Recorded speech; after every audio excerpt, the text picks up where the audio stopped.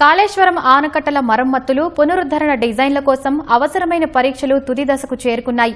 కీలకమైన జియోటెక్నికల్ పరీక్షల కోసం 3 బ్యారేజీల వద్ద బోర్ హాల్స్ పరీక్షలు పూర్తయ్యాయి. నెల రోజుల్లోపు నివేదికలు వచ్చే అవకాశం ఉంది. వాటి ఆధారంగా ఆఫ్రీ సంస్థ డిజైన్లను రూపొందించాల్సి ఉంటుంది. కాళేశ్వరం ప్రాజెక్టులోని మేడిగడ్డ, అన్నారం, సుందిళ్ల ఆనకట్టల పునరుద్ధరణ ప్రక్రియలో కీలక అడుగు పడింది.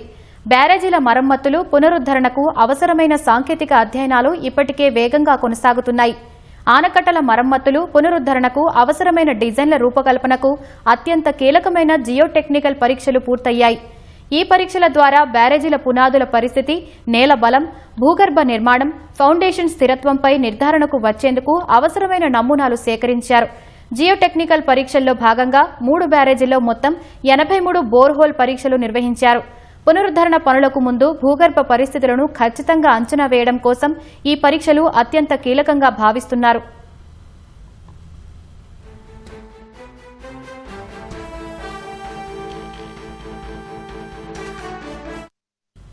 Central water and power research station CWPRS ఆధ్వర్యంలో హైడ్రాలిక్, మోడల్ స్టడీస్ జరుగుతున్నాయి.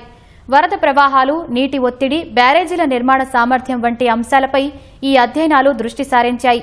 మరోవైపు వివిధ ప్రాంతాల నుంచి సేకరించిన మట్టి, కాంక్రీట్, రాతి నమూనాలపై విశ్లేషణ కొనసాగుతోంది.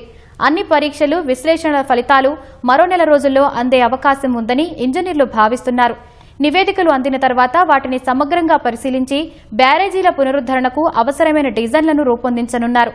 డిజైన్ల తయారీ బాధ్యతను రాష్ట్ర ప్రభుత్వం ఇప్పటికే ఆఫ్రీ కన్సల్టెన్సీ సంస్థకు అప్పగించింది. ఆఫ్రీ సంస్థ రూపొందించే డిజైన్లను కేంద్ర జల సంఘం పరిశీలించనుంది.